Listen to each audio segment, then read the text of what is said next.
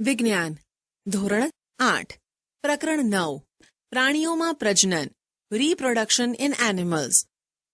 તમે પાચન, પરિવહન તેમજ શ્વસન પ્રક્રિયાઓ વિશે અગાઉના ધોરણમાં અભ્યાસ કર્યો. શું તમને તેના વિશે યાદ છે? આ પ્રક્રિયાઓ પ્રત્યેક સજીવો માટે તેઓના અસ્તિત્વ માટે આવશ્યક છે. તમે વનસ્પતિઓના પ્રજનન વિશે અગાઉ અભ્યાસ કરી ચૂક્યા છો.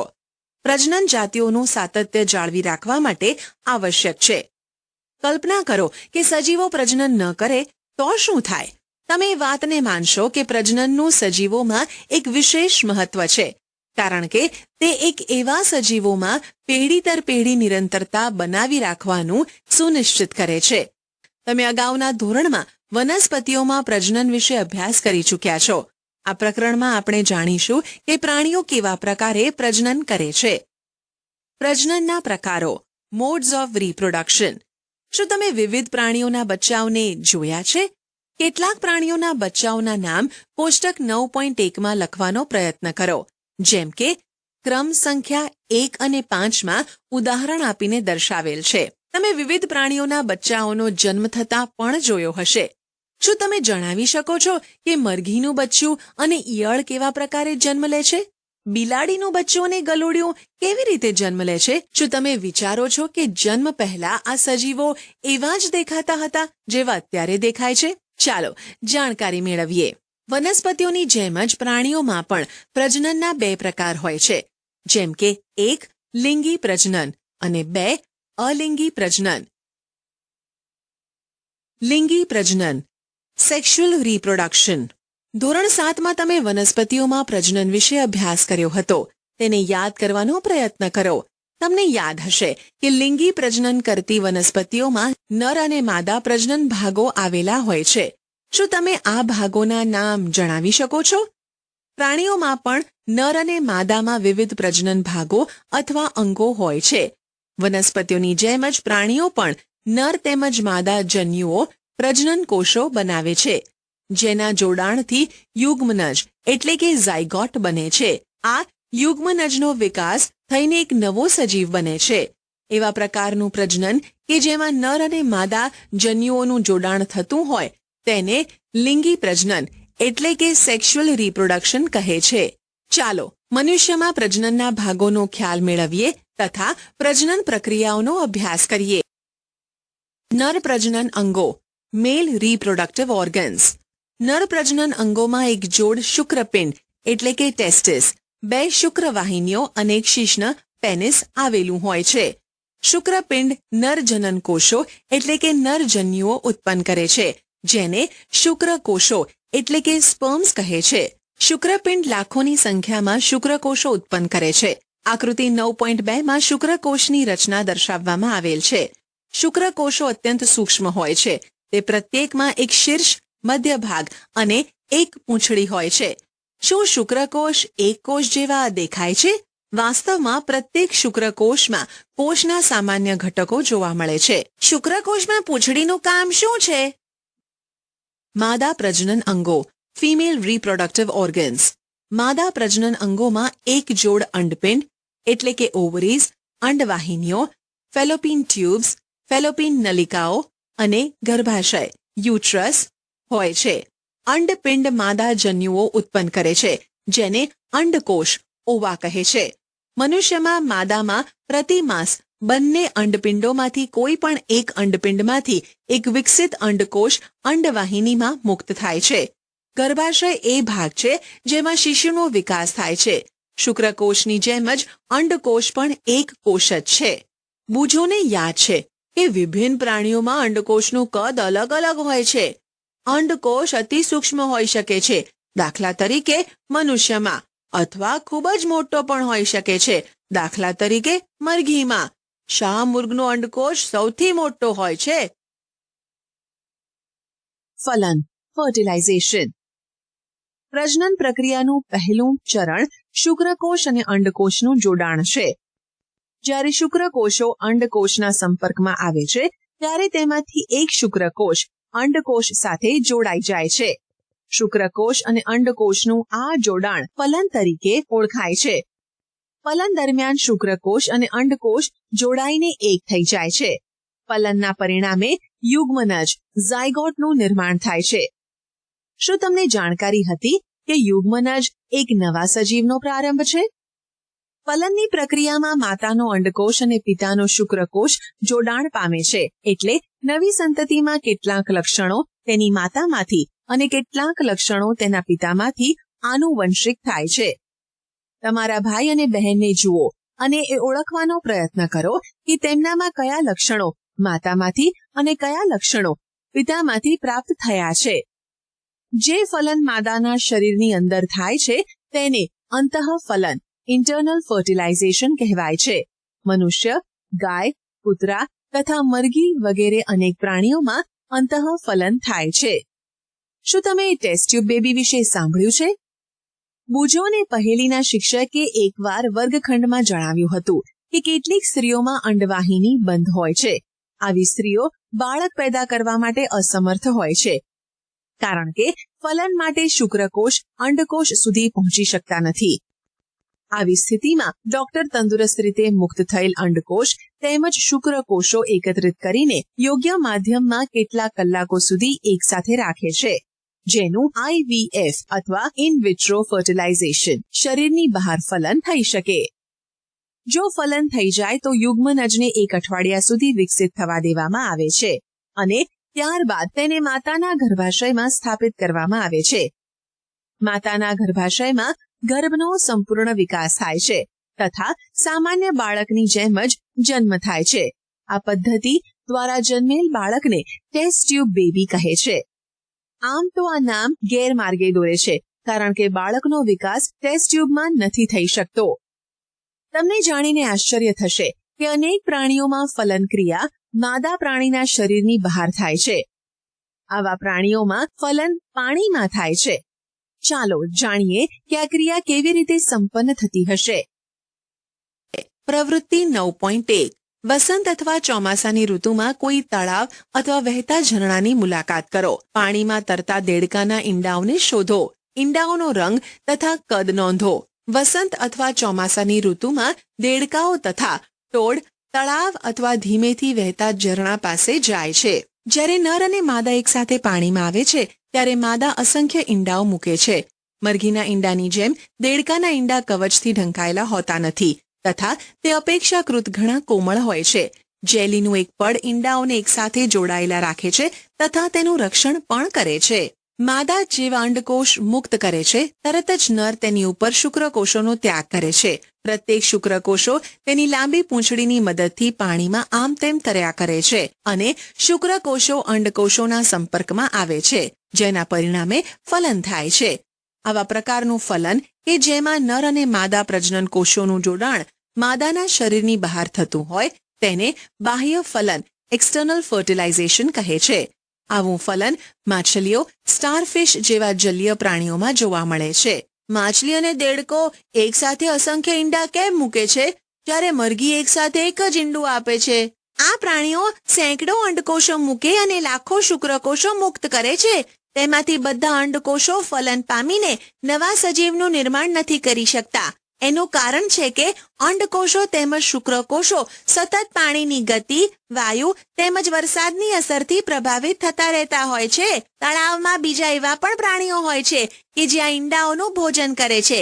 આથી જ અંડકોષો અને શુક્રકોષોનું મોટી સંખ્યામાં ઉત્પન્ન થવું આવશ્યક છે, જેથી તેમાંથી કેટલાકનું ફલન શક્ય બની શકે. એક કોષમાંથી ખૂબ મોટા સજીવનું નિર્માણ કેવી રીતે થાય છે? ભ્રૂણનો વિકાસ, ડેવલપમેન્ટ ઓફ એમ્બ્રિયો. ફલનના પરિણામ સ્વરૂપે યુગ્મનજનું નિર્માણ થાય છે, જે વિકાસ પામીને ભ્રૂણમાં પરિવર્તિત થાય છે. યુગ્મનજનું સતત વિભાજન થઈને કોષોની ગોળાકાર રચનામાં ફેરવાય છે. ત્યારબાદ કોષો સમૂહ બનાવે છે, જે વિકાસ પામીને પેશીઓ અને શરીરના અંગો તરીકે વિકાસ પામે છે. આ વિકાસ પામતી સંરચનાને ભ્રૂણ એટલે કે એમ્બ્રિયો કહે છે. ભ્રૂણ ગર્ભાશયની દિવાલ પર ચોંટી જાય છે અને વિકાસ પામ્યા કરે છે. ગર્ભાશયમાં ભ્રૂણનો સતત વિકાસ થતો રહે છે. ધીરે ધીરે વિવિધ શારીરિક અંગો જેવા કે હાથ, પગ, માથું, આંખો, કાન વગેરે વિકસિત થઈ જાય છે. ભ્રૂણની એ અવસ્થા કે જેમાં બધા જ શારીરિક અંગોની ઓળખ થઈ શકે તેને ગર્ભ એટલે કે ફીટસ કહે છે. જ્યારે ગર્ભનો વિકાસ પૂર્ણ થઈ જાય છે ત્યારે માતા નવજાત શિશુને જન્મ આપે છે. મરઘીમાં પણ અંતઃફલન થાય છે. તો શું મરઘી મનુષ્ય અને ગાયની જેમ બચ્ચાને જન્મ આપે છે? તમે જાણો છો કે મરઘી બચ્ચાને જન્મ આપતી નથી. તો પછી મરઘીનું બચ્ચું કઈ રીતે જન્મ લે છે? ચાલો જાણકારી મેળવીએ. ફલન પછી તરત જ યુગ્મનજ સતત વિભાજન પામ્યા કરે છે અને અંડવાહિનીમાં નીચેની તરફ ખસતો રહે છે.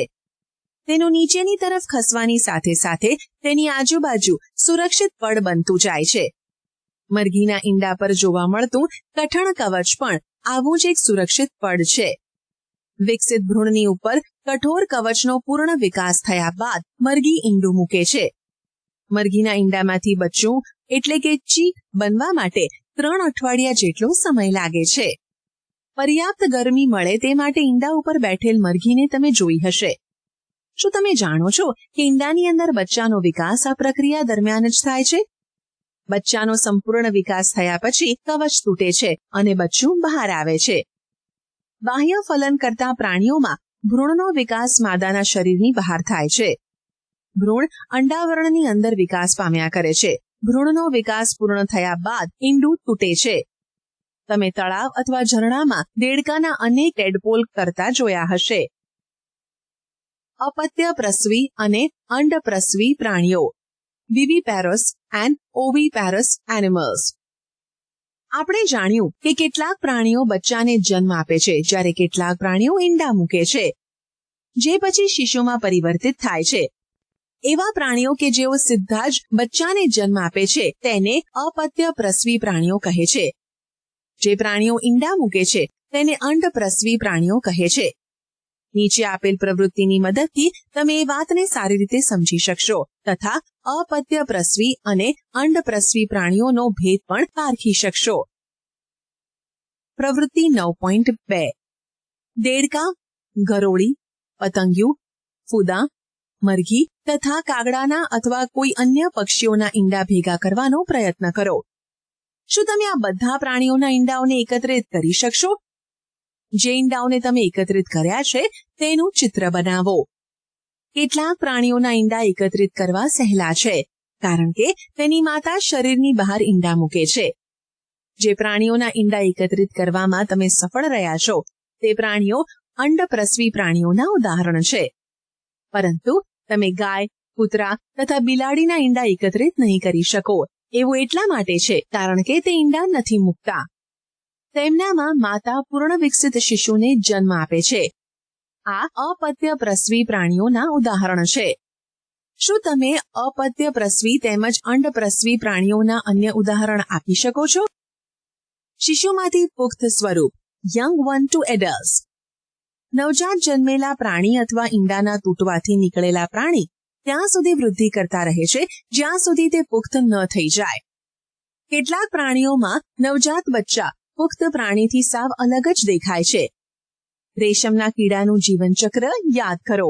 ઈંડા, લાર્વા અથવા ઈયળ, પ્યુપા, પુખ્ત, જેના વિશે તમે ધોરણ 7માં અભ્યાસ કરી ચૂક્યા છો. દેડકો આ પ્રકારના પ્રાણીઓનું અન્ય એક ઉદાહરણ છે. દેડકામાં ઈંડાથી શરૂ કરીને પુખ્તતા સુધીની તમામ અવસ્થાઓનું નિરીક્ષણ કરો.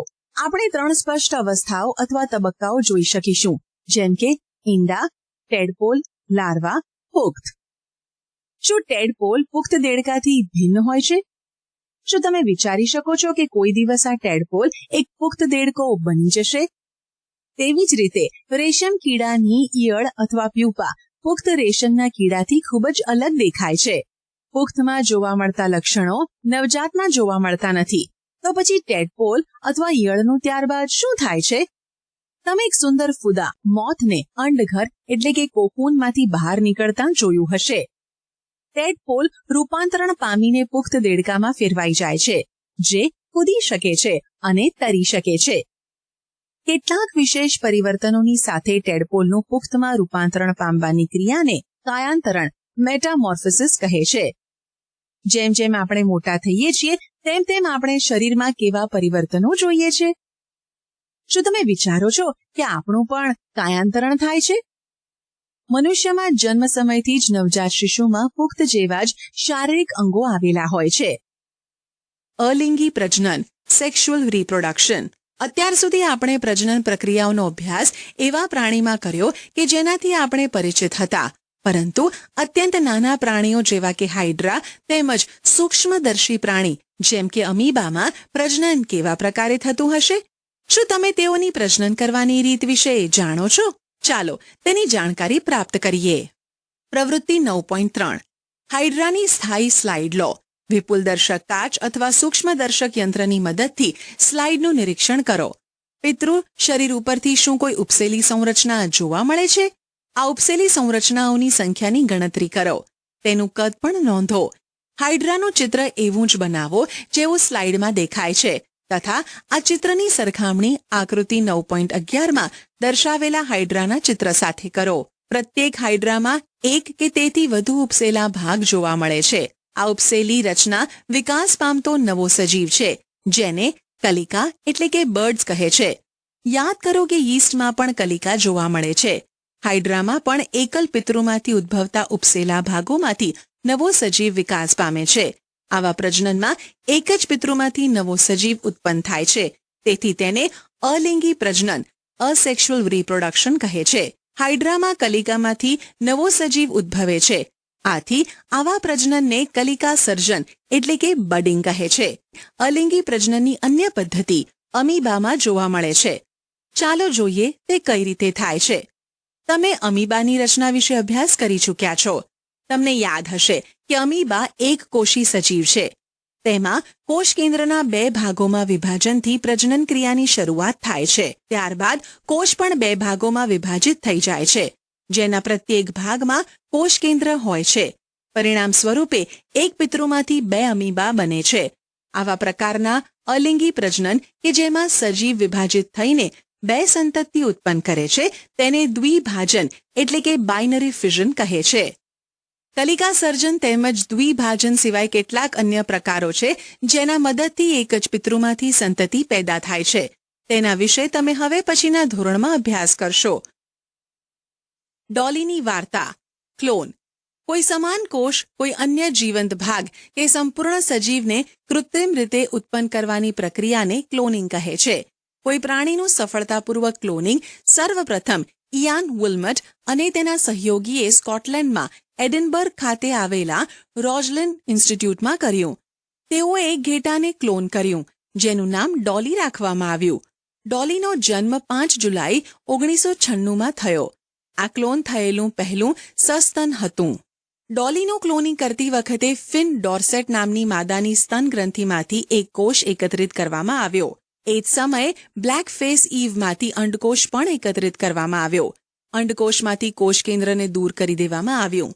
ત્યારબાદ ફિન ડોર્સેટ ઘેટાના સ્તન ગ્રંથિમાંથી લેવામાં આવેલ કોષનું કોષ કેન્દ્ર સ્કોટિશ બ્લેક ફેસ ઈવના કોષ કેન્દ્ર વગરના અંડકોષમાં દાખલ કરવામાં આવ્યું.